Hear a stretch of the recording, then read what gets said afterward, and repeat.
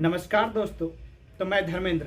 आज हम लोग जानेंगे रूस यूक्रेन विवाद को कि आखिर रूस यूक्रेन विवाद क्या है और रसिया ने यूक्रेन पर हमला क्यों कर दिया है और तृतीय विश्व युद्ध की आगाज क्यों मानी जा रही है इस विवाद से।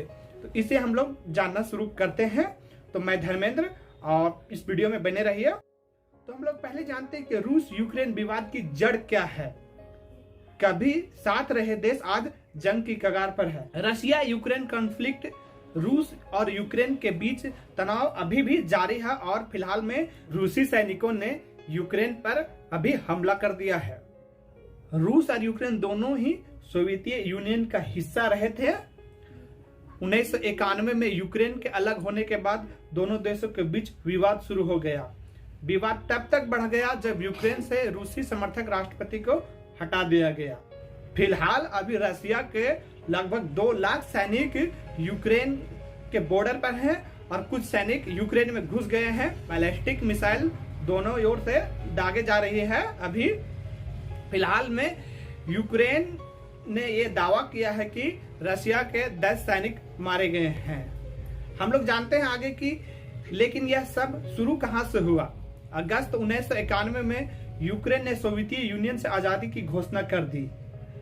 उसी साल 1 दिसंबर को जनमत संग्रह हुआ जिसमें 90% यूक्रेनियों ने सोवियत यूनियन से 1954 में सोवियत यूनियन के सर्वोच्च नेता कहानी आगे बढ़ती है और 2004 के राष्ट्रपति चुनाव में यूक्रेन के विक्टर यानुकोविच की जीत हुई। यानुकोविच रूस के समर्थन माने जाते थे। उनके जीत के बाद यूक्रेन में विद्रोह हो गया और ऑरेंज रिवॉल्यूशन नाम दिया गया।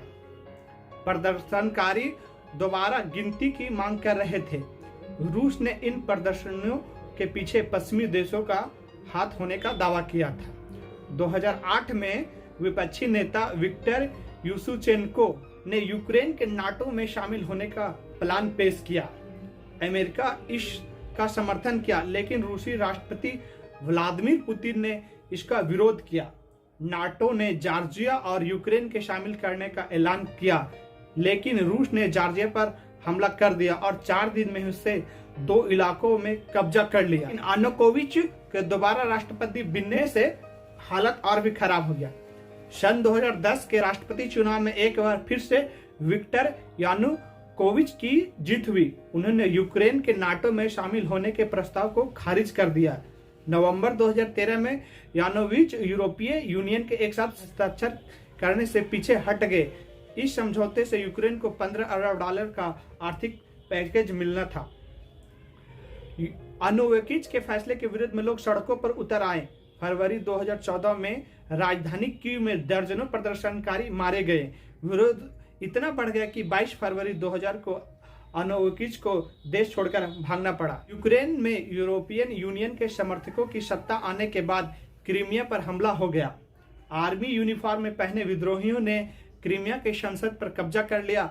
रूसी राष्ट्रपति पुतिन ने ये मानने से इनकार कर दिया कि रूसी सैनिक हैं। मार्च 2014 में क्रीमिया में जनमत संग्रह कराया गया। इसमें 97% लोगों ने रूस में शामिल होने के पक्ष में वोट दिया। रातों रात यूक्रेन से 25,000 से ज्यादा सैनिक और उनके परिवार वहां से निकाले गए। 18 मार्च 2014 को क्रीमिया आधिकारिक तौर पर रूस का हिस्सा बना लिया गया। क्रीमिया पर कब्जे के बाद भी संघर्ष जारी रहा। यूक्रेन ने डोनबास के 2 इलाकों नेस्तक और लुहानस्क में अतिवादियों ने अलग देश घोषित कर दिया। डोनेत्स्क और लुहानस्क अभी 2 अलग अलग देश हैं। लेकिन सन 2019 में फिर से जेलेंस्की की सत्ता आई।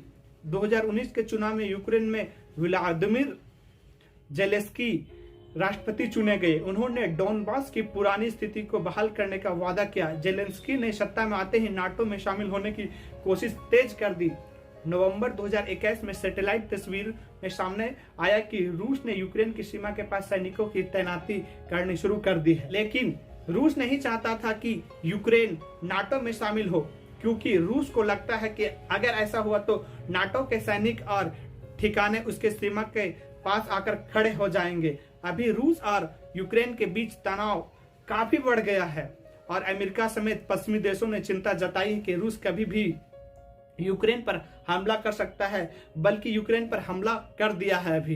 रिपोर्ट के मुताबिक माने तो लगभग 2 लाख सैनिक यूक्रेन के बॉर्डर पर लगे हुए हैं और कुछ सैनिक यूक्रेन के राजधानी में भी घुस गए हैं। अभी ताजा रिपोर्टों के आधार पर हम लोग बात करें तो यूक्रेन में रूसी सैनिक हमला कर चुके हैं और लगातार बख्तरबंद गाड़ियां देखने को मिल रही है।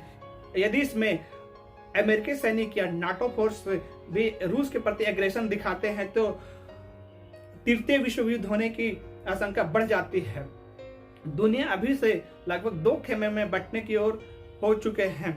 चाइना है जो रशिया का सपोर्ट कर रहा है, यही रूस पर अमेरिकी सैंक्शन लगाने की धमकियां दी जा रही हैं, जहाँ की कड़े से कड़े प्रतिबंध लगाने का भी ऐलान